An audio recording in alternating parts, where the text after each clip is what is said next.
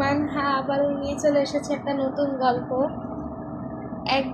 একটা ভাই আমাকে এটা লিখে পাঠিয়েছে। সে আমাকে লিখেছে যেভাবে, আমি সেভাবে বলার চেষ্টা করব। সো একদিন আমি গিয়ে মিষ্টি কিনেছি দোকান থেকে। তখন প্রায় রাত হয়ে গিয়েছে, কিন্তু গ্রামে তো 9টা বাজে, অনেক রাত। সো 9টা বাজে আমি গিয়ে মিষ্টিটা হাতে নিয়ে খেতে খেতে বাসায় যাচ্ছি। আমি দেখলাম একটা বিড়াল আমার সামনে দিয়ে দৌড় দিল, একটা কালো বিড়াল। তারপরে আমি একটু সামনে গেলাম, যার পরে আমি একটা বসার জায়গা দেখতে পারলাম।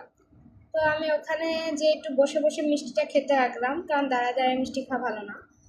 তারপরে আমি বিড়ালটাকে দেখলাম আবারও এখানে এসে, কিন্তু এবার ঘোরাঘুরি শুরু করে দিয়েছে আমার একদম পায়ের সামনে। সে গিয়ে ম্যাও ম্যাও করতেছে আর ঘুরতেছে, মানে একটা সাধারণ বিড়ালের থেকেও জোরে জোরে ঘুরতেছে। মানে আমি একটুখানি ভয় পেয়ে গেলাম, মানে এই রাত্রের বেলা এত কালো একটা বিড়াল, মানে এত বেশি কালো তাকে দেখাই যাচ্ছে না, তাকে মনে হচ্ছে যে তার চোখগুলা পুরো লাল, জল জল করতেছে। কিন্তু আমি একটুখানি ভয় পেয়ে গেলাম আর হুস হুস করে তাড়ানোর চেষ্টা করলাম।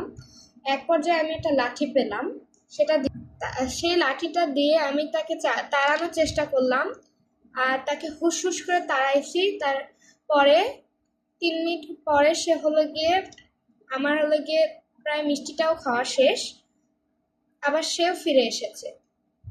তারপরে আমি প্যাকেটটা গিয়ে সাইডে ফেলাই দিলাম রাস্তার। আর আমি যখন পিছনে তাকিয়ে দেখলাম যে ওই বিড়ালটা আমার দিকে রাগান্বিত চোখে তাকিয়ে আছে। সো আমি একটু ভয় পেয়ে একটু দৌড় দিয়ে বাসায় গেলাম। কিন্তু সেদিন রাত্রেবেলা আমার এত জ্বরে মানে আমার 104-এর মতো জ্বর চলে আসছে। কি খারাপ অবস্থা! আমার আব্বু আমাকে নিয়ে ডাক্তারের কাছে দৌড়াদৌড়ি করা শুরু করে দিয়েছে, আর আমার রক্ত বমিও সাথে আছে। সো এটা নিয়ে ডক্টরের কাছে যাওয়ার পরে কোনো লাভ হয়নি। ডক্টররা বের করতে পারতেছিল না আমার কি হয়েছে। আমি ব্লাড টেস্ট সবই দিয়েছি। তারপরে এক পর্যায়ে একটি আন্টি আমাদের বাসায় এসে আমাকে দেখতে আসলো যে আমি অনেক অসুস্থ শুনে। আমার একটি আন্টি, সে এসে বলল, এটা মনে হয় জিনের আসর হতে পারে, আপনি একজন হুজুর বা একজন কবিরাজকে দেখান। তো সেই কথা মতো একজন হুজুরকে ডাকা হলো, একজন ইমাম সাহেব, আমাদের পাশে মসজিদের একটা ইমাম সাহেব। সে ঢোকার পরেই বলল তাকে জিনে আসর করেছে। সেদিন সে মিষ্টি খাওয়ার পরে, সে যখন মিষ্টি দেয়নি, তারপরে বলল যে এই বিড়ালটিকে গিয়ে যখন মিষ্টি দেওয়া হয়নি, এই বিড়ালটি অনেক বেশি রেগে গিয়েছিল। কিন্তু কারণ গিয়ে এটা কোনো সাধারণ বিড়াল ছিল না, এটি ছিল একটা বদ জিন।